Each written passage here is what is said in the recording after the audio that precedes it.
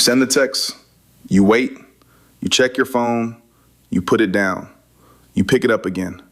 She replied, but it was short, kind of flat.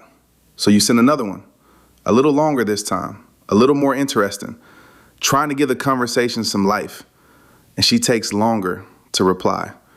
Or maybe she does reply, but something has shifted, something you can't quite name, and you feel it. You just feel it. And the harder you try to fix that feeling, the worse it gets. You've been there. Most men have. And nobody really tells you what's actually happening in those moments. So let's talk about it honestly. The thing most guys get wrong is this. They think trying harder is the solution. More effort, more attention, more messages, more compliments, more planning, more showing up. And the logic makes sense on the surface. If something matters to you, you invest in it. That's how most things in life work.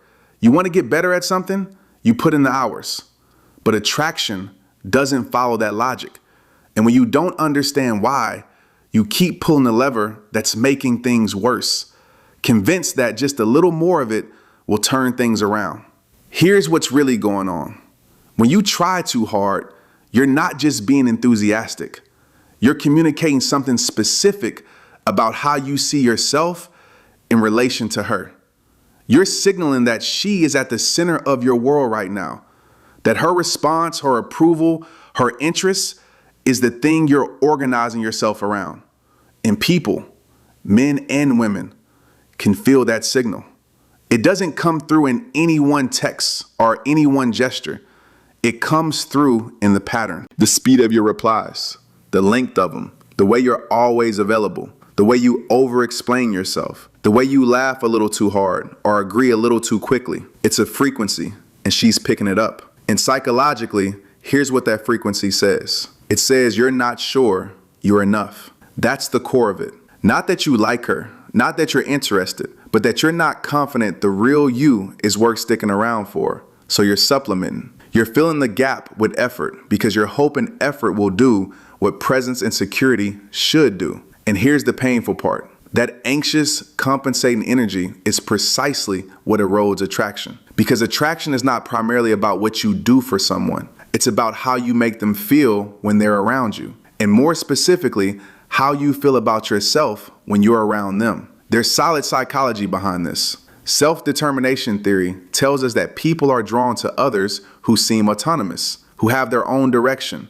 their own values, their own inner life that doesn't bend to every social pressure. Attachment research is pretty clear that anxious attachment patterns, the ones marked by reassurance seeking and hypervigilance to signals from others, tend to push people away even when the person is kind and genuinely interested. It's not about being cold. It's about the difference between someone who wants you and someone who needs you to want them back in order to feel okay. One feels like an invitation. The other feels like a weight. And there's something else happening too. When you're trying hard, you're not actually present. You're performing, you're monitoring, you're managing, you're thinking about what to say next instead of actually listening. You're scanning her face or her text for signals instead of just enjoying the conversation. She can feel that absence even when you're technically there. In real connection, the kind that actually builds attraction requires you to be actually there. So what do you do instead? First thing, slow down, literally. Not as a tactic, but because slowing down forces you to check in with yourself. Before you reply, before you reach out, ask yourself honestly, am I doing this because I want to or because I'm anxious and I'm trying to manage that anxiety? Those are two very different impulses and they produce two very different energies. One is generous, the other is needy, even when it looks generous on the surface. Second, maintain your life, your friendships, your work, the things you care about, the things you'd be doing if you hadn't met her. Not as a strategy to seem busy, because those things are actually yours. They're who you are. When you let everything else fall away, the moment someone interesting shows up, you're not falling in love. You're losing yourself. And you can't build real attraction from a place where you disappeared. Third, get comfortable with space. Don't fill every silence. Don't follow up a message that got a short reply with 3 more messages trying to resurrect the energy. Let things breathe. Space is not rejection. Space is just space. When you can sit with it without panicking, you're demonstrating something genuinely attractive, which is that you're regulated. You're not at the mercy of every social fluctuation. That calm is real, and people feel it. Fourth, say less, mean more. One genuine thing lands better than 5 enthusiastic things. One question you're actually curious about beats a barrage of conversation starters. Quality of attention beats quantity of effort every single time. And here's the mindset shift underneath all of it. Stop thinking about what she thinks of you and start thinking about what you actually think of her. Not in a detached or indifferent way, but genuinely. Are you curious about her? Do you actually like her as a person? Are you drawn to how she moves through the world? Or are you mostly just drawn to the feeling of being wanted by someone like her? That's a real question, and it's worth sitting with. Because when you're genuinely interested in someone as a person, your energy shifts. You stop performing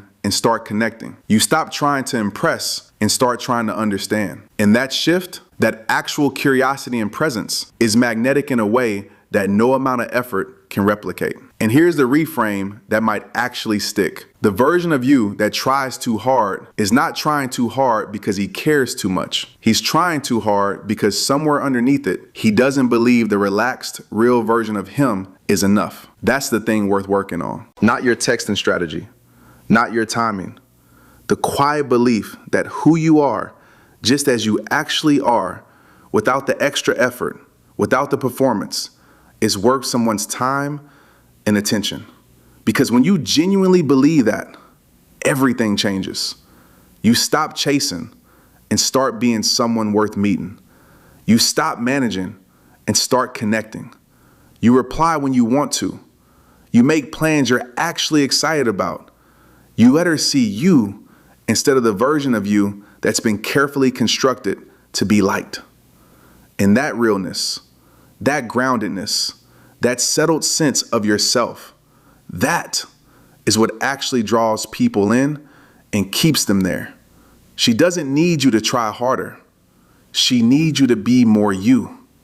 And more you means less monitoring, less managing, less bending, more presence, more ease, more the actual person underneath all that effort.